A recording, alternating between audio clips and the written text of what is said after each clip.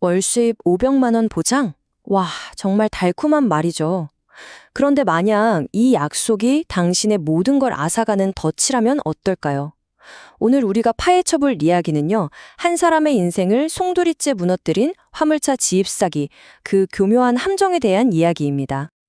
안녕하세요. 당귀다 TV 채널 구독자 여러분. 반갑습니다.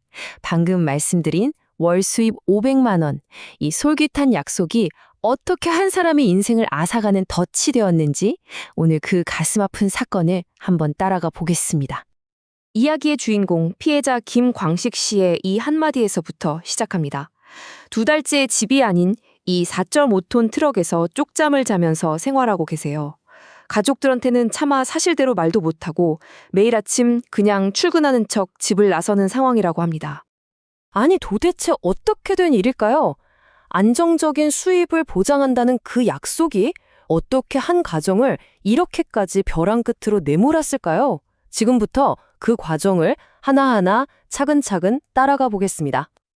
이 모든 비극의 시작은 참 의외로 평범했습니다. 바로 인터넷 구직 광고였죠.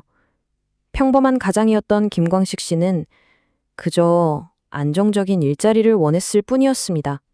바로 이 숫자, 월 500만 원 보장. 이 한 줄의 문구가 김광식 씨의 마음을 흔들었던 거죠. 화물차 한 대만 있으면 매달 안정적으로 고수익을 올릴 수 있다. 이 말에 희망을 품고 알선 업체를 찾아갑니다. 그런데 이 알선 업체가 주선한 금융기관에서 대출을 받았는데 그 조건이 처음부터 좀 이상했습니다. 중고차 가격은 4,250만 원인데 금리가 무려 21.9%. 매달 원금이랑 이자만 180만 원을 갚아야 하는, 이건 시작부터 감당하기 어려운 조건이었던 거죠. 하지만 약속은 전혀 지켜지지 않았습니다. 막상 일을 시작해보니까 500만 원은커녕 매달 불어나는 대출 이자조차 감당하기 힘들 정도로 일감이 없었던 거예요. 기름값은 계속 오르는데 운임은 그대로고 결국 남는 건 빚뿐이었습니다. 자, 그렇다면 이 터무니없는 약속을 한 알선 업체, 대체 어떤 곳일까요? 그래서 취재팀이 김 씨와 함께 직접 그 사무실을 찾아가 봤습니다. 추적 과정이 쉽지는 않았는데요. 사무실에 들어서자 직원들은 전부 우리는 다른 회사 소속이다 라면서 발뺌을 했어요. 그런데 취재가 시작되자마자 갑자기 간판 8개를 황급히 숨기는 아주 수상한 행동을 보였죠. 바로 그 숨긴 간판에 적힌 사업자 번호에서 이 충격적인 진실의 실마리가 드러났습니다. 정말 놀랍죠. 7개의 서로 다른 회사 간판이 모두 똑같은 사업자 번호를 쓰고 있었던 겁니다. 심지어 이미 폐업 신고된 사업자 번호를 도용하기까지 했어요.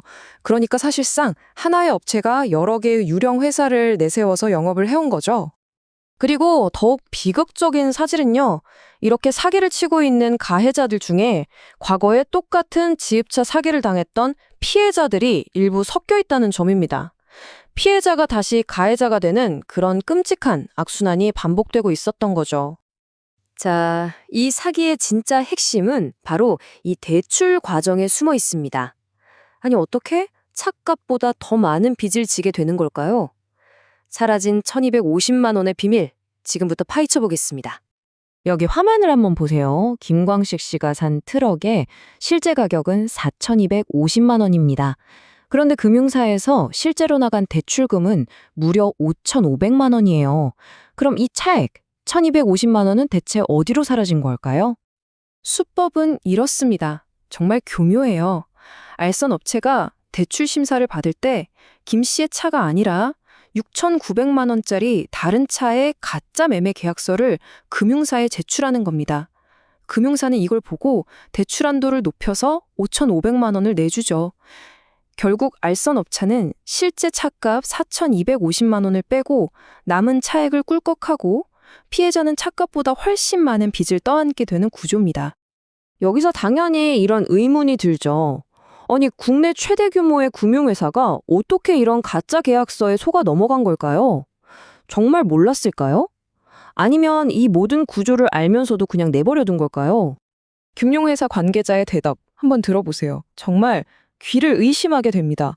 대출 심사의 가장 기본인 매매 계약서는 아예 참조조차 하지 않는다는 겁니다. 결국 이 사람들은 서류가 진짜인지 가짜인지는 관심 없고 그냥 자신들의 내부 기준에 맞춰서 담보만 확실히 잡으면 그만이었던 거죠. 사기꾼들이 마음껏 활개칠 수 있는 거대한 구멍이 시스템 자체에 있었던 겁니다.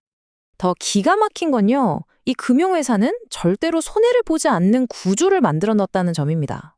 계약서가 가짜여도 상관없어요. 왜냐하면 이미 대출을 해줄 때 화물차는 물론이고 피해자의 부동산이랑 신용까지 전부 담보로 잡았기 때문이죠. 결국 회사는 어떤 경우에도 손실이 제로, 모든 위험은 고스란히 개인에게 떠넘기는 완벽한 무손실 전략을 쓰고 있었던 겁니다. 결국 이 모든 책임과 피해는 개인에게 돌아옵니다. 사기 이후 피해자들의 삶은 어떻게 되었을까요? 이 타임라인이 그 비극적인 과정을 그대로 보여줍니다. 사기를 당해서 빚을 지고 약속된 일감이 없어서 상환이 불가능해지면 금융회사는 피해자에게 돈을 갚으라면서 소송을 겁니다.